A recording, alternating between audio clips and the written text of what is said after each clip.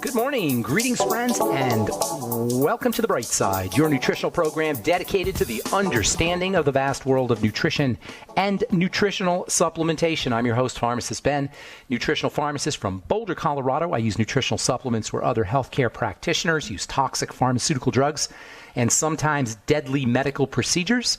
If you suspect that there are natural nutritional roads to your health and vitality and well-being and to addressing your health challenges, whatever they may be, but you don't know where to begin, you have come to the right place. As you listen to The Bright Side every day, you are more and more in control of your body, you are more and more knowledgeable, and you know you can overcome any health challenge.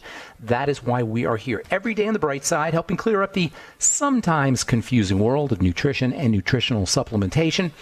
Over the last 31 years of practicing pharmacy, I've seen drug-free recoveries from diabetes, hypertension, obesity, skin diseases like psoriasis, eczema, rosacea, acne, digestive ailments, autoimmune issues of all kinds, recoveries that by the standards of modern medicine can only be called a miracle, but what is in the world of the body, what is in the world of biology, standard operating procedure.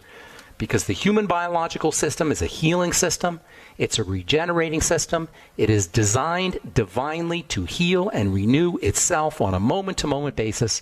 And while some folks may call that a miracle, it really is just the way the body works. If you have questions about health, nutrition, prescription drugs, if you want to wean yourself off your meds and get on a good nutritional supplement program, we are here for you. 844-236-6010 is our number on The Bright Side, 844-236-6010. If you have questions about the longevity products, longevity business, our Truth Skin Health products, if you have a comment or success story you'd like to share, 844-236-6010 is our number on The Bright Side. If you want to purchase any of the longevity products you hear advertised or recommended on the program, please head to my websites, brightsideben.com, pharmacistben.com, or criticalhealthnews.com. We've got blog posts, news stories, as well as videos, and all the longevity products at brightsideben.com, pharmacistben.com, or criticalhealthnews.com. You can also sign up to join the Brightside Ben team right off the websites for a one-time $25 fee. You can start yourself a longevity business, help spread the word about the power and importance of a good nutritional supplement program. If nutritional supplementation or the longevity products have helped you or your loved ones, and I know so many of you guys have gotten benefits from the Beyond Tangy Tangerine and the Healthy Start Pack and the Fuchs Z and our Ultimate Selenium and Ultimate Niacin. If you've gotten benefits from these longevity products, please help spread the word. You can make some money while you're doing it. Even if you're not interested in making money, you can help change the planet by helping spread the word. Call 866-735-2470 for more information. For a one-time $25 fee, you can start a longevity business. You can also just get your products at the wholesale price. If you so desire, call 866-735-2470 for more info, or you can sign up right off our websites, brightsideben.com, pharmacistben.com, or criticalhealthnews.com. Also want to remind you to check out our Truth Treatment products at truthtreatments.com, truthtreatments.com, our Truth Retinol 5% gel made with 5% retinol, equipotent, same potency as our tretinoin or retinoic acid or Retin-A, 0.05%, but you're not going to get vitamin C in your Retin-A, that's for sure. You'll get propylene glycol, you'll get sodium lauryl sulfate, you'll get mineral oil, you'll get preservatives, you'll get the parabens, but you're not going to get vitamin C. Certainly not 25% fat-soluble premium vitamin C like you get in our retinol 5% gel. That's retinol 5% with a big old dose of premium fat-soluble vitamin C if you're dealing with age spots or you want to prevent age spots, if you're dealing with wrinkles or fine lines or you want to prevent wrinkles or fine lines. For acne blemishes, retinol is also a go-to active ingredient. If you've tried to use Retin-A in the past or retinol products in the past and haven't been able to, you want to try out our retinol 5% gel.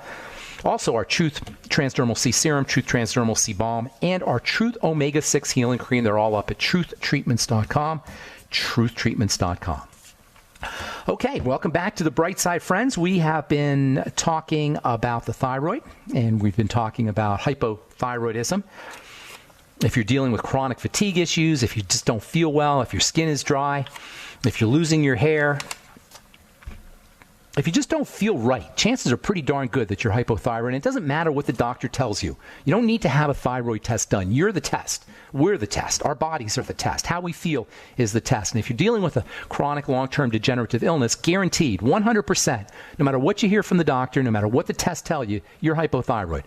There's no such thing as a long-term chronic health challenge that does not have hypothyroidism or a poorly functioning thyroid behind it. It's the third point on our triangle of disease. It's the jumping off point to all health challenges, period.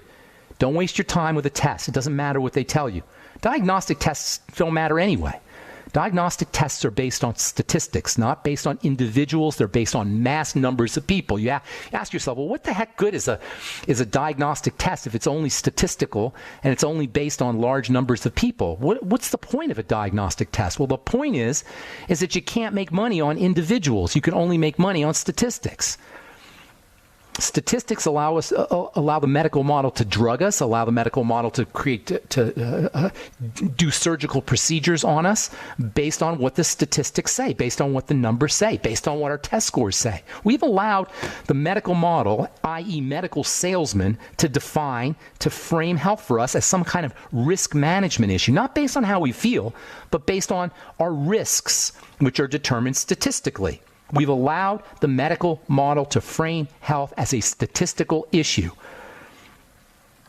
And I say when we say we've allowed the medical model to reframe or to frame health as a statistical issue, what I'm really saying is we got to reframe and redefine health. We got to take the definition of health back, not from being a statistical issue, but we've got to reframe and redefine health as ease in the body, as a sense of being comfortable in our body, as a sense of our bodies working correctly. It doesn't matter what your thyroid test score is or your cholesterol test score is.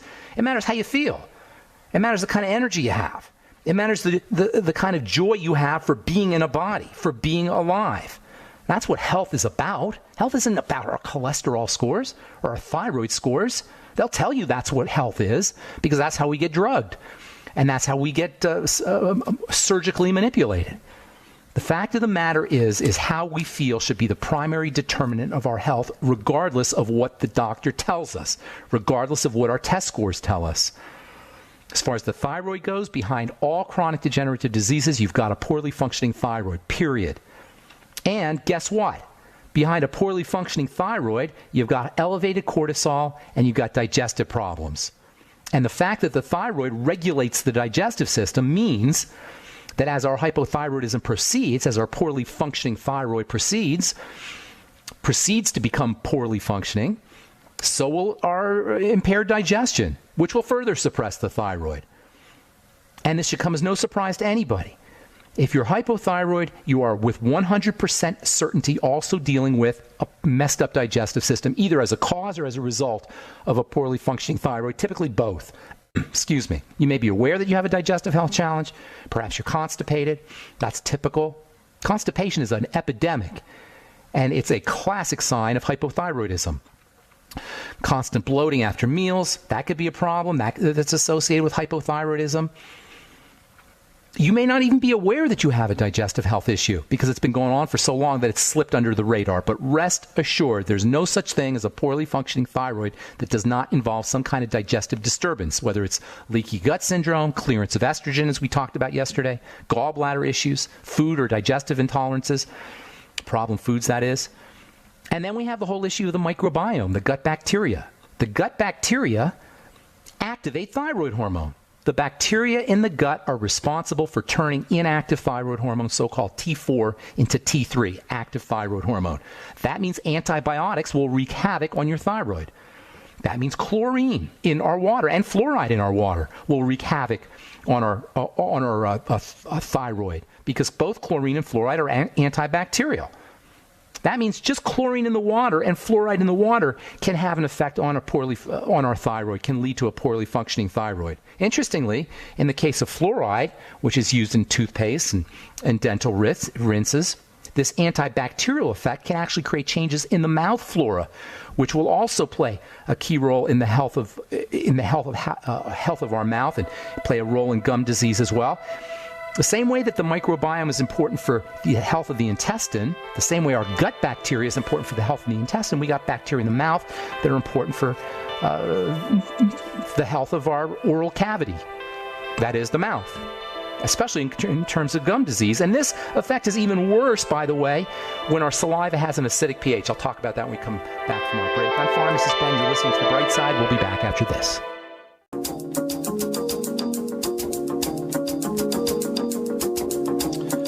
Okay, we are back on the bright side. I am Pharmacist Ben. Thanks for joining us. We're on the air Monday through Friday, 8 to 9 Pacific and 10 to 11 Central Time, 24/7 on our archive pages at brightsideben.com and benfuchsarchives.com. Thank you to Peter in the UK for setting that up. You can purchase longevity products from brightsideben.com off of brightsideben.com, as well as pharmacistben.com and criticalhealthnews.com. You can also sign up to join the Brightside Ben team from the websites brightsideben.com, pharmacistben.com, and criticalhealthnews.com, or you can call the phone team at 866-735-2470. That's 866-735-2470 for more information. You can purchase our Truth Treatment products at truthtreatments.com or retinol 5% gel. Truth Transdermal C Serum, voted one of the top 150 products in the world by Harper's Bazaar magazine. Our Truth Transdermal C Balm and Truth Omega-6 Healing Cream are all available at truthtreatments.com, truthtreatments.com. Okay, so chlorine and fluoride in the water can wreak havoc on the microbiome, thus causing problems with the thyroid. They can also cause problems with the microbiome, the bacteria that live in our mouth. I had a very interesting conversation with my friend Dr. Ellie Phillips, who is a alternative dentist in the Austin area. If you're looking for a good dentist in Austin, go check out Dr. Ellie Phillips. She raised some interesting points. She has a book out, or soon to have a book out, that I'm in the process of reading. I had a conversation with her this morning about bacteria in the mouth and how fluoride rinses and dental cleanings and a lot of the strategies we use to take care of our teeth can mess up the oral microbiome. That is the gut, that is the bacteria that live in the mouth, similarly to antibiotics that we take, or fluoride and chlorine that we drink, causing problems with gut bacteria. This effect, as I was saying before, went to break. This effect is even worse when salivary pH is acidic. This can occur when we're toxic, when our body's fighting off some kind of disease, or when we're eating a lot of sugar or eating, just subsisting on the standard American diet.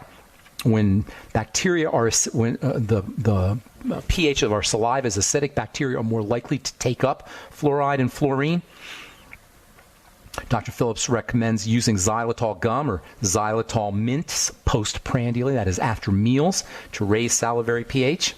Hopefully we'll have Dr. Phillips on here in the coming weeks as she talks about her book. When her book comes out, so we have her talking about her book and also her very interesting ideas about the mouth microbiome, the oral microbiome. As far as the thyroid goes, chlorine and fluoride compete with iodine. That's another big problem. Iodine, of course, is required for thyroid hormone to work. This is not to say that you can iodize your way out of hypothyroidism. This is a big mistake that doctors make and sometimes alternative practitioners make. You can't just take iodine to restore the health of the thyroid. Yes, iodine is important. Clearly, iodine is important because thyroid hormone depends on iodine. But iodine supplementation is notoriously unhelpful for folks dealing with hypothyroidism. Unless you're dealing with a full-blown iodine deficiency, and you got to be very deficient in iodine for this condition to affect your thyroid, you're not going to get much thyroid benefit by simply supplementing with iodine. And I'm not saying here iodine is not important. It's very important, and it's very likely that most of us are not getting enough iodine, although it's somewhat controversial. Most people, when they think about iodine, think about the thyroid. Sure, that makes sense because thyroid hormone depends on iodine, but iodine is important for all of the glands in the body. That is, it's important for all of the hormones of the body. All of our hormones work better when we have enough iodine, and all of our hormones will work less effectively under conditions of iodine deficiency, and this is especially important for the hormones of the adrenal glands and the hormones of the reproductive glands and the prostate. That is, the ovaries, the breast, the uterus, as well as the prostate glands. Iodine is also important for developing brains, and all moms-to-be, or breastfeeding moms should be supplementing with iodine. Iodine is also important for the muscles. 1/3 of our iodine is stored in muscle, and deficiencies in iodine are associated with muscle pain, with muscle weakness, fibromyalgia.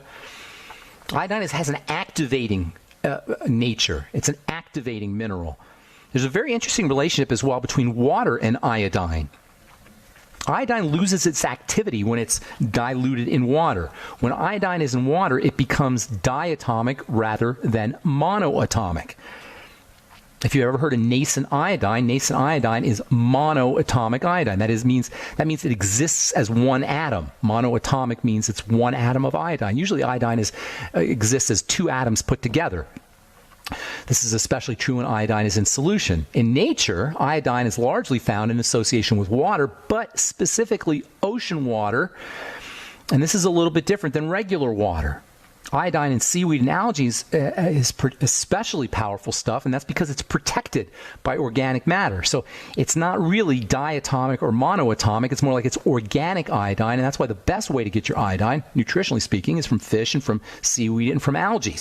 Nascent iodine is a good form of iodine because it's monoatomic iodine, and there's a lot of good nascent iodine products out on the market. My friend Dr. Edward Group has a good nascent iodine supplement. And nascent iodine, by the way, the anecdotal reports, that is, people who use nascent iodine, their reports are just phenomenal. There's all kinds of things I hear about how nascent iodine helps folks, especially with energy levels. Now, this could have to do with the thyroid. It may also have to do with just overall improvement of glandular and hormonal health. In the body, iodine's attraction to water plays an interesting role in wound healing. Iodine requires the absorption of water for it to proceed effectively as a wound healer. That is, iodine pulls water into wounds so that wounds can heal better. Wounds have to have a certain amount of internal hydration for them to heal. When a wound occurs, one of the body's natural responses to, or I should say when an injury occurs, one of the body's natural wound healing responses to that injury is pulling water to the damaged tissue. This creates a swelling effect that we call inflammation. And while inflammation has kind of a bad connotation, you can't have healing without inflammation. Inflammation is a very, very important part of the healing process. Inflammation precedes healing. And yes, inflammation can be a problem when it's chronic, but after you have an injury, the inflammatory process is absolutely vital for healing to occur. And much of this inflammatory process depends on iodine. That's why throughout history, at least for the last couple hundred years, iodine has been used post-surgically as a wound healing treatment. In fact, it's a mainstay of medical wound healing protocols since the 1850s or 1860s. The fact that iodine has antiseptic properties as well just adds to the bonus, or adds to the benefits that it's a bonus to the benefits that iodine has for wound healing. It's antiseptic. It pulls water into the wound to support the inflammatory process. Recently, there's been a whole bunch of scientific papers that have talked about using iodine for helping with scars, helping prevent scar formation. And actually, there's a guy named Derry, D-E-R-R-Y, I forgot his first name, who's written a bunch of papers on using iodine to treat scars after they've already occurred. Now, I don't know whether this works or not, but he says it does. You always want to use topical iodine, by the way, with a little bit of vitamin C. Vitamin C is also important for wound healing and preventing scar formation, and that is internally as well as supplementally. So, iodine is important for the thyroid. It's important for thyroid hormone to work effectively. It's important for cortisol to work effectively. Iodine deficiency can change how cortisol is secreted. It can negatively affect cortisol levels, stress hormone levels. Iodine is incredibly important for breast health. Fibrocystic breast disease is dependent, or recovery from fibrocystic breast disease is dependent on iodine. Iodine supplementation, that is. Iodine is an activating molecule. And iodine is especially important for thyroid hormone, for the effectiveness of thyroid hormone, T4 and T3 as they're called. T4, by the way, means 4 pieces of iodine. T3 means 3 pieces of iodine. We'll talk about this tomorrow as we continue discussing iodine, hypothyroidism, fluoride. Water is the single most important.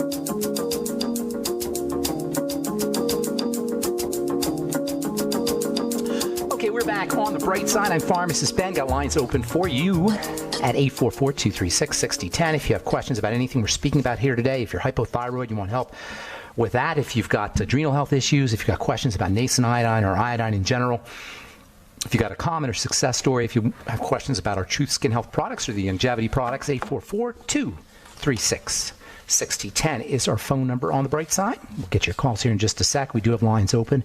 844-236-6010 is our number. Tomorrow we'll continue talking about T4 and T3, the two forms of thyroid hormone, T4 being inactive or weakened thyroid hormone. This is the kind of thyroid hormone that you'll get pharmacologically if you go to the doctor, called Synthroid or levothyroxine. T3 is the active form of thyroid hormone. 4 and 3, the numbers 4 and 3 refer to the amount of iodine atoms or pieces of iodine that are attached to the hormone. In order for thyroid hormone to become activated, a piece of iodine has to be stripped off. This is accomplished by gut bacteria, which means you got to have a healthy microbiome. Got to have healthy gut bacteria in order to activate thyroid hormone. And it's why Synthroid is notoriously, and levothyroxine, even though they're always in the top 10 best-selling drugs every year, these are notoriously ineffective medications. If you are hypothyroid, and again, you're hypothyroid, you can rest assured you're hypothyroid if you're dealing with a long-term chronic health challenge. If you're hypothyroid, it's more than a matter of just taking thyroid hormone. It's more than a matter of just taking iodine. Anyway, we'll continue talking about this tomorrow on the bright side. 844-236-6010 is our number. We'll get your calls here in just a sec. From EPFL's Laboratory of Nanoscale Biology, this was published in the journal Nature, electricity generated with water, salt, and a membrane. Simply by putting a membrane between fresh water and salt water, you can actually generate an electrical charge as the electrolytes in the salt water pass through the membrane and enter into, or as the fresh water enters into the salt water through the membrane. This is very important because it acknowledges, or it takes advantage of, the relationship between electrolytes in water and electrical energy. I've said this for years. Electrolytes in water generate an electrical charge. You can take advantage of this property by spinning electrolytes in water in a blender. Where do you get electrolytes? Celtic sea salt, Beyond Tangy Tangerine, vegetable juices, just plain old vegetables have lots of electrolytes in them. If you spin electrolytes in a vortex in a blender, whether it's in your Beyond Tangy Tangerine or Celtic sea salt or in vegetables, you will get energy that is far superior to the amount of energy that you get just by eating vegetables or just by using electrolytes supplementally. The spinning action of the blender will create so much energy that when you drink your vegetable juice or drink your electrolyte water or your salt water, you'll notice that you're getting much more energy than you would just by drinking ordinary vegetable juice or by drinking ordinary salt water or by drinking ordinary Beyond Tangy Tangerine. In other words, the spinning of the electrolytes in the vortex creates an electrical charge. The movement of the electrolytes in the water creates an electrical charge, and this was described in this paper in the journal Nature. They measured an electrical charge as fresh water flowed through a membrane to dilute the salt water in a second compartment that was made up of, I believe, ocean water. So as fresh water passed through the membrane, diluted the salt water, an electrical charge was generated. And also, by the way, an electrical charge can be generated as salt water passes through a membrane and enters into fresh water. It's the movement of electrolyte-rich water that actually generates an electrical charge, and it's very likely that this movement of electrolyte-rich fluid is what accounts for the electrical charge that's in blood. Blood generates an electrical charge as it circulates through the body. This electrical charge is called a zeta potential, and it's one of the reasons why sticky, sludgy blood that follows digestive toxicity typically is such a problem.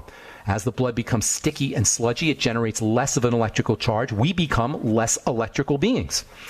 One of the major reasons why the blood is the life, as it says in the Bible, the life of the body is in the blood, is because the blood generates an electrical charge. Sticky, sludgy blood that follows digestive toxicity can reduce that electrical charge. And just like thyroid hormone, or Synthroid, is in the top 10 best-selling drugs every year, so are blood-thinning drugs.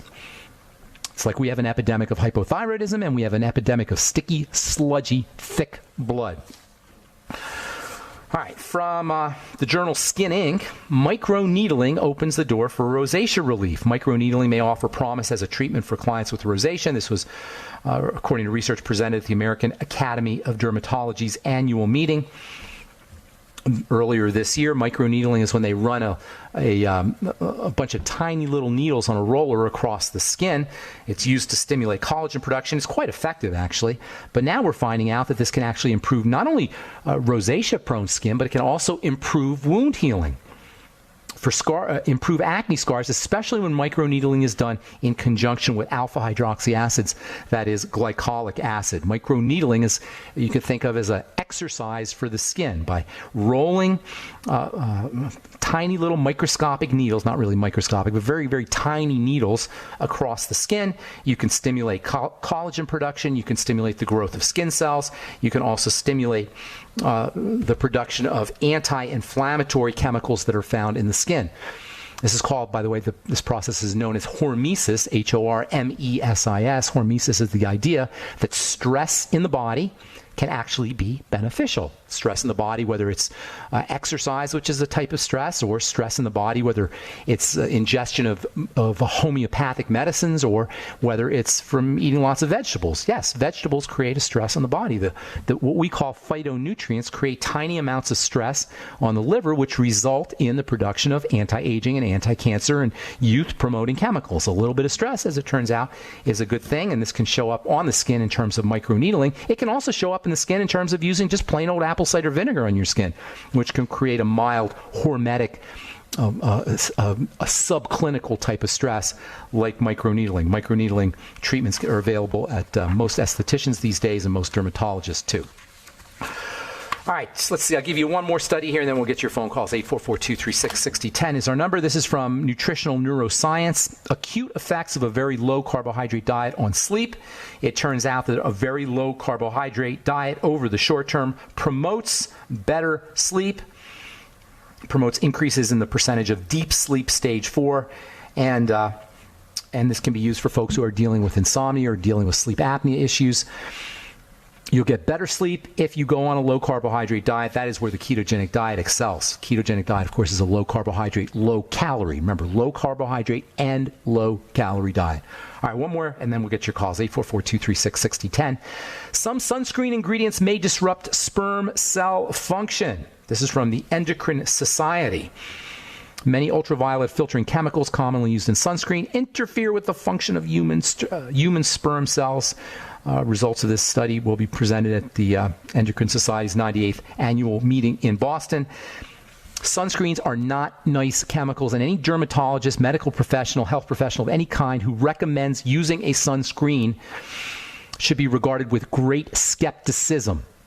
Anybody who understands even a whit of chemistry or biochemistry understands that if you put a sunscreen on your skin, you are wreaking havoc on not just the skin's health, but also on internal health. Yes, internal health, because sunscreens are absorbed into the bloodstream. Perhaps not large amounts of it, but the way the American Academy of Dermatology recommends using sunscreen, and that is to slather on huge amounts of it and to keep reapplying it. This increases the likelihood of the entrance of sunscreen into the blood supply, and this can have negative effects on the hormone system, particularly when it comes to sperm cells. All right, 844-236-6010 is our number. I'm Pharmacist Ben. You're listening to The Bright Side. We're coming back with you and your phone calls right after this.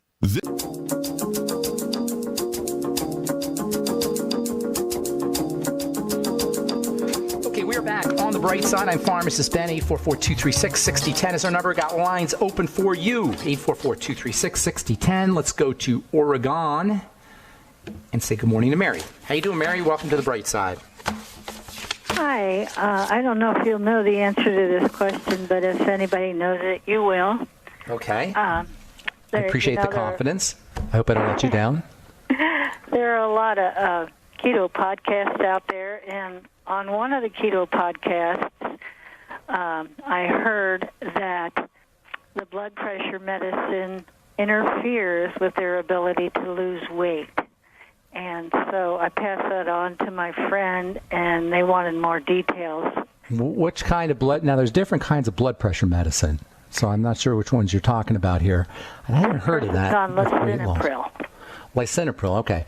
Okay, so whenever you hear pril, like lisinopril or captopril, you're dealing with a special kind of blood pressure lowering drug that is actually thought to be a little bit less toxic than some of the other blood pressure lowering drugs.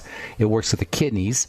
Kidneys are your main blood pressure organs, or blood pressure stabilizing organs. Kidneys and the adrenal glands, the renals and the adrenals. And so the thinking is by changing how the kidneys absorb or don't absorb electrolytes, you can have an effect on the blood pressure. This is just stupid logic.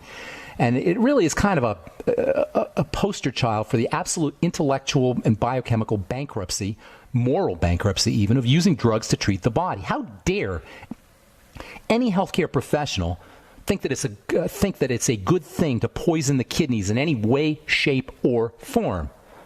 It's offensive, it's twisted, it's evil.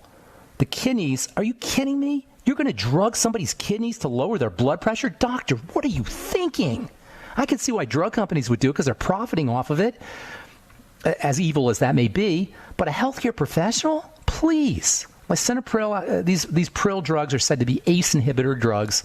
Without getting into too much biochemistry, they change the way minerals are absorbed or not absorbed into the blood, thereby dropping the blood pressure. Everybody's probably heard of the idea that by going on a low, we've kind of debunked the whole myth of the low salt diet. But the theory is, or the thinking is that when salt, that is minerals or electrolytes, enter into the blood, they pull water with them. This is an effect that electrolytes have, that minerals have. They suck up water. Think of like a sponge. The way a sponge sucks up water, minerals suck up water. And so when minerals enter into the bloodstream, water will be sucked up, and this will expand the blood volume. This expansion of the blood volume raises the pressure. Just think of a garden hose. The more water you have in the garden hose, the more pressure there's going to be against the blood vessels or against the garden hose.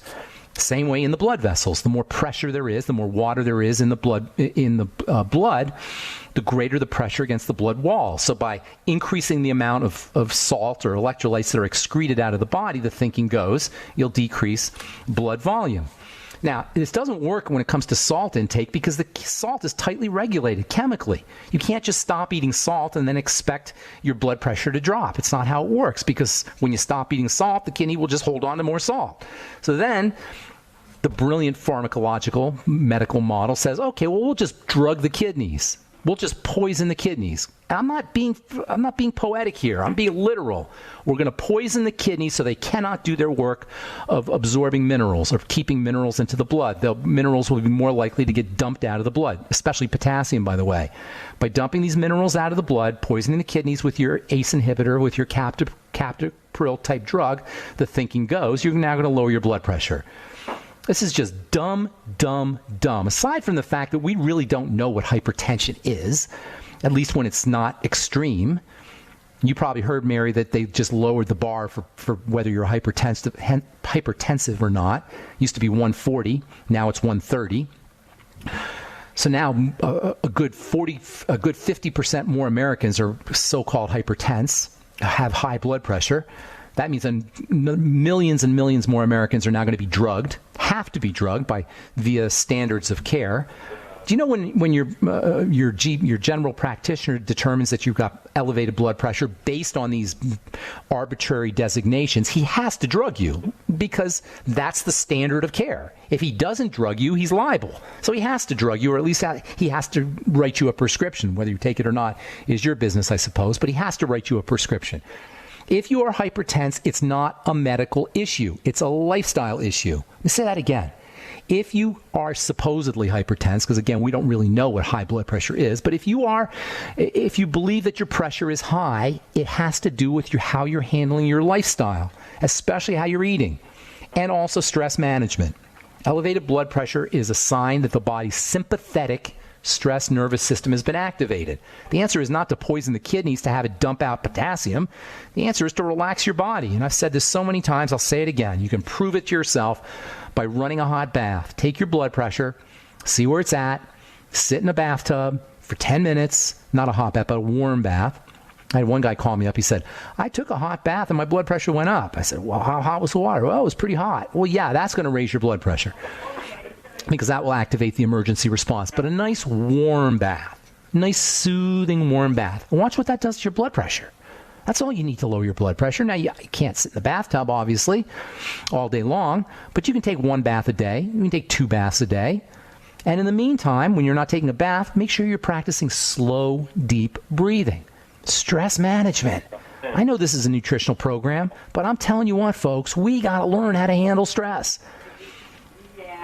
And we hear the word stress all the time, but as I've said so many times before, it's not stress, it's strain that is the problem. Stress is just what happens to the body. Strain is how the body responds to stress. And that's really the key element when it comes to the stress response. How do we respond to stress? If we respond to stress with an activated sympathetic nervous system, our blood pressure is going to go up, growth and repair will be suppressed, as will the immune system. We're going to look lousy, we're going to feel lousy, and we're going to be running higher risks for all kinds of chronic long-term degenerative diseases, including heart disease. That's really the problem. It's not the blood pressure, it's the activated sympathetic nervous system. And this idea that you can drug the body back to health just goes back to what I was saying, how we treat ourselves. The medical model treats us based on our numbers, not on our health. It uses diagnostics. It uses test scores. It doesn't care about our overall health. It cares about our numbers. So if you got high blood pressure, or you think you have high blood pressure, or you want to lower your blood pressure, relax the body. It's not a good reason to take a drug. In fact, there's no good reason to take a drug, with the exception of in the short term, perhaps, if you have an infection that you have to deal with, or pain pills, if you're in some kind of acute pain. Not chronic pain, because that's another problem, chronic pain, using pain pills to treat chronic pain. But if you have acute pain, like post-surgical pain, or if you twist your ankle or break a leg or something along those lines, yes, there's a need for pain pills. But other than that, anytime you're on a drug long-term, your number one health challenge should be to figure out how to get off of that drug. Do it with your doctor. If you got a healthcare professional taking care of you, you don't want to just get off of the drug, because that's not fair to the healthcare professional. But it's your right to tell your doctor, I don't want to be on this drug long term. I want to wean myself off of it. And there's no better way to wean yourself off of a prescription drug than to use nutritional supplements. When it comes to high blood pressure, magnesium is a natural antihypertensive substance, maybe the best. Niacin is also good. Niacin, maybe time-release niacin. You get that ultimate niacin off from your longevity rep, or call 866-735-2470. It's an awesome way to lower your blood pressure. One or two time-release niacin a day. 1,000 to 2,000 milligrams of magnesium a day will also lower blood pressure. Potassium has an antihypertensive effect, interestingly. What else here? GABA, G-A-B-A, has an antihypertensive effect. The amino acid glycine, the amino acid taurine, the amino acid arginine all have antihypertensive effects. Anything you can do to stabilize your blood sugar will also have antihypertensive effects. And laying off the sugar is also a good strategy. And don't forget your relaxation, your psychological, mental, and emotional relaxation strategies. Is that too much info there for you, Mary? No, it was super. Thank you. Anything else going on? Is there someone else on the line? We're running out of time. We're not going to take any more calls. So if you got anything else, now's the time. Yeah, just real quickly, for my own self, since I'm keto, I take the vitamin E that you said. Okay. And then I heard... Anytime, let me just add this. Anytime you're doing more fat, you need more vitamin E. Vitamin E's main role in the body is to protect fat. So the more fat you're eating, especially polyunsaturated fats, vegetable oil type fats, omega-3 and omega-6 fats, the more vitamin E you need. Go ahead. I'm sorry, Mary.